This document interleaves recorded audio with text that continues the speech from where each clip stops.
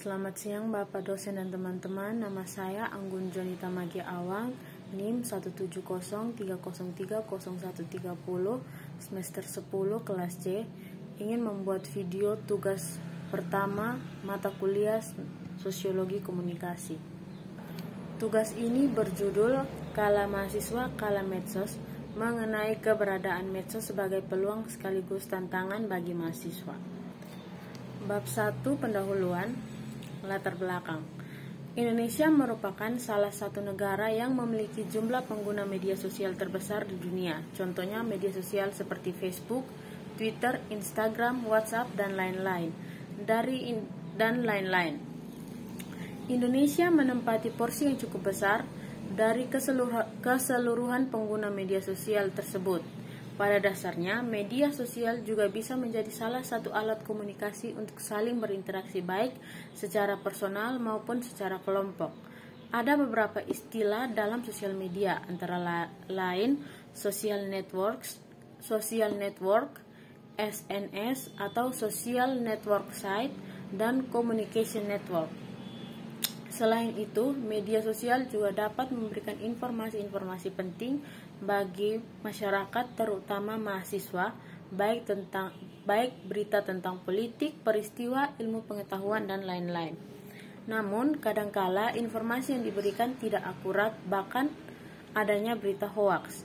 Bagi mahasiswa, Facebook, Twitter, Instagram, dan WhatsApp sangat diminati karena mereka menganggap semua informasi yang ada di sana sangat penting dan enggan untuk ketinggalan informasi tersebut. Rumusan masalahnya, dampak positif dan negatif bagi mahasiswa dalam penggunaan media sosial, dan juga apa keuntungan dan kerugian bagi mahasiswa dalam menggunakan media sosial. Tujuan: untuk mengetahui tujuan pengguna media sosial sebagai sumber informasi bagi mahasiswa. Bab 2 adalah pembahasan. Berikut ini merupakan dampak positif dan negatif bagi mahasiswa dalam penggunaan media sosial. Yang pertama adalah dampak positif. Dampak positif yang pertama sebagai sarana pembelajaran. Dampak media sosial dari sisi positif semakin memudahkan mahasiswa dalam proses pembelajaran. Melalui media sosial juga, mahasiswa secara aktif bisa lebih kreatif dan mandiri sehingga kualitas pembelajaran pun bisa semakin meningkat baik dari segi pengetahuan maupun kualitas. Yang kedua, sebagai sarana untuk bisnis. Dampak media sosial dari sisi positif ini tidak hanya digunakan untuk berkomunikasi, tetapi juga menjadi salah satu peluang bisnis. Bahkan, media sosial ini telah memberikan aplikasi khusus untuk berbisnis, sehingga dengan media sosial ini juga mahasiswa bisa melakukan bisnis kecil. Yang ketiga, sarana pencarian informasi.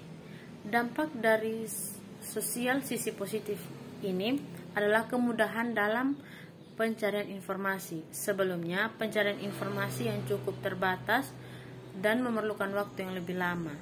Dengan hadirnya media sosial, mahasiswa bisa mencari informasi apapun dengan lebih gampang dan lebih cepat. Yang keempat, sarana komunikasi adalah kemudahan dalam berkomunikasi. Saat ini ada cukup banyak aplikasi di media sosial untuk mengirim pesan, telepon, hingga video call.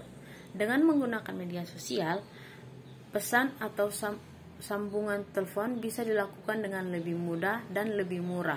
Tidak hanya itu, jangkauan komunikasi pun cenderung lebih luas tanpa adanya batasan waktu.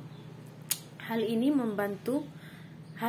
tentu sangat membantu di masa pandemi Covid seperti ini, sehingga mahasiswa tidak perlu bertemu langsung tetapi tetap terhubung dan menjaga silaturahmi dengan keluarga serta teman. Yang terakhir, sebagai sarana hiburan. Pandemi COVID-19 mengakibatkan banyak aktivitas yang terhambat di luar rumah. Masyarakat dihimbau untuk tetap di dalam rumah untuk mengurangi penularan virus. Banyak masyarakat menjadikan media sosial sebagai sarana hiburan, baik yang memberi hiburan maupun yang menikmati hiburan itu. Masyarakat memanfaatkannya dengan membuat vlog keseharian pandemi, dan hal itu dapat menghibur serta mengisi waktu luang untuk lainnya. Berikut adalah dampak negatif dari media sosial. Dampak negatif yang pertama adalah sebagai sarana kejahatan dunia maya atau cybercrime. Seiring berkembangnya teknologi, berkembang pula kejahatan. Di dunia internet, kejahatan dikenal dengan nama cybercrime. Kejahatan dunia maya sangatlah beragam. Di antaranya carding atau kejahatan penggunaan kartu kredit secara ilegal. Yang kedua hacking, peretas komputer. Yang ketiga cracking, modifikasi perangkat lunak secara ilegal. Yang berikut phishing, pemalsuan data diri orang lain. Dan yang terakhir spamming, penyalahgunaan sistem pesan elektronik. Dampak negatif yang kedua adalah penyebaran informasi palsu. Salah satu dampak media sosial adalah mempercepat penyebaran informasi tanpa adanya batasan. Hal ini perlu diwaspadai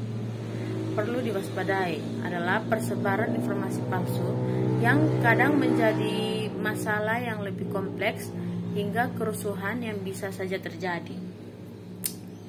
Dampak negatif yang ketiga, kecanduan. Situs jaring sosial seperti Facebook atau yang lainnya bisa juga membahayakan karena memicu orang untuk selalu melakukan hal baru. Meningkatnya pola pikir seseorang dapat mengubah cara kerja gen, membingungkan respon kekebalan, level hormon, fungsi urat nadi, dan merusak performa mental. Dampak negatif yang keempat adalah pornografi. Dampak media sosial dari sisi negatif ini sering dihubungkan dengan hal-hal yang berbau pornografi. Hal ini karena memang banyak konten pornografi yang ada di media sosial. Jika tidak ditanggulangi, tentu konten tersebut akan berbahaya, terutama untuk anak di bawah umur. Dampak negatif yang kelima adalah perjudian. Dampak lainnya adalah meluasnya perjudian. Dalam jaringan yang tersedia, para penjudi atau para mahasiswa bisa saja tidak perlu untuk pergi ke tempat khusus untuk melakukan perjudian. Mahasiswa hanya perlu menghindari